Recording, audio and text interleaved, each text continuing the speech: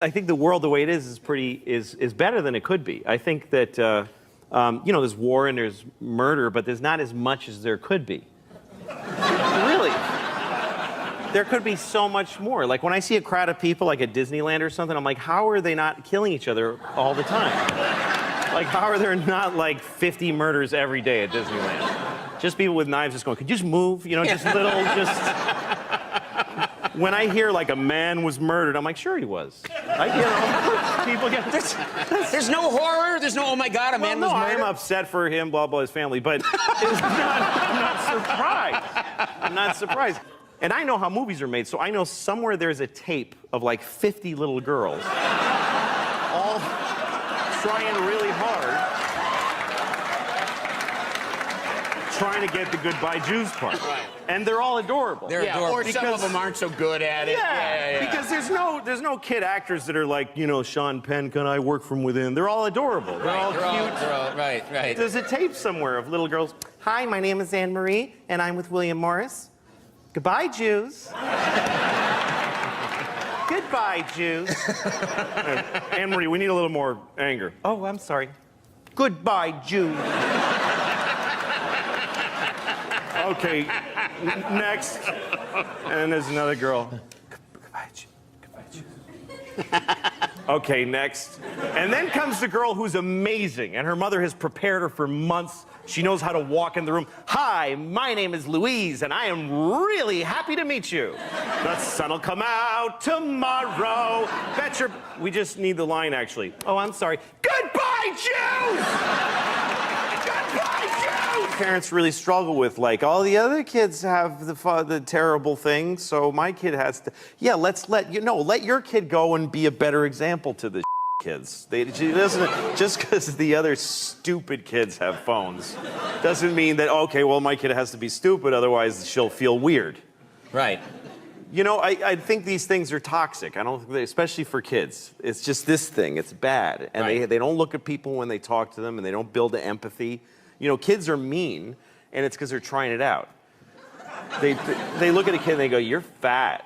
And then they see the kid's face scrunch up and they go, ooh, that doesn't feel good to make a person do that. Right. But they got to start with doing the mean thing. But when they write you're fat, then they just go, that was fun. I like that. So that tasted good. When I took my dog to the vet the first time, she was, a year old when I adopted her. And the vet told me, don't let your dog eat dark chocolate. I don't know if you know this, but I've heard this, that yeah. Dark chocolate is supposed to be poison to dogs. It kills them. And vets won't explain it further either.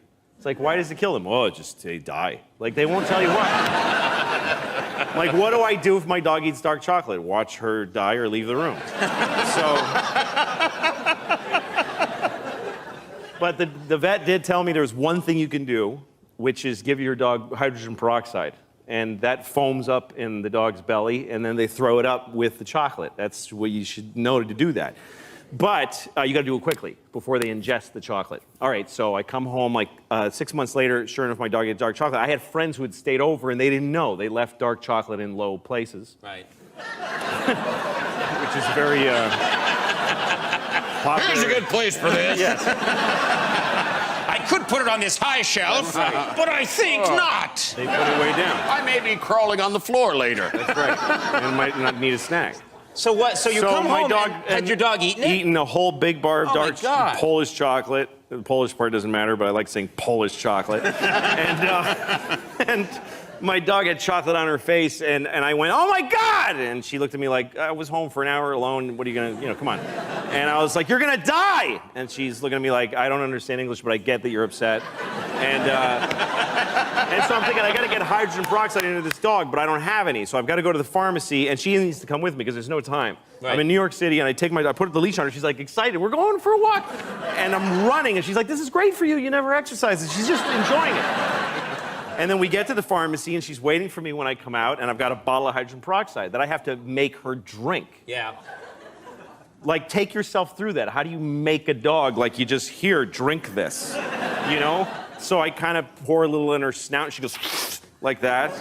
And so I kind of grab her, and I pour a little more. She goes, I think I was pretty clear that I didn't like that. Like, she looks at me like she's trying to figure out what's going on here.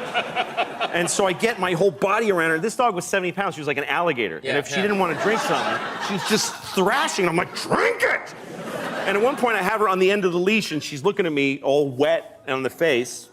And she gives me this look like, I don't know what happened to you, but our thing is over. I'm not into you anymore. I'm a dog.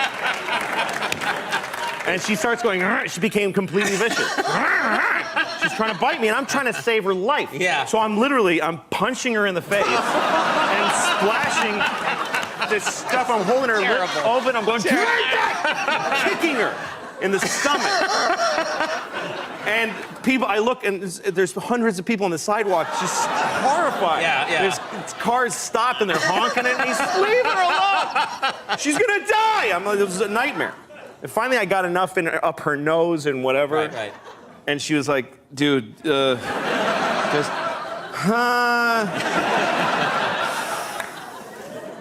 And then she, just like a pump, just, and just brown foam. Yeah. Brown, like she's, like another dog is coming out of her. And she made it, but she never liked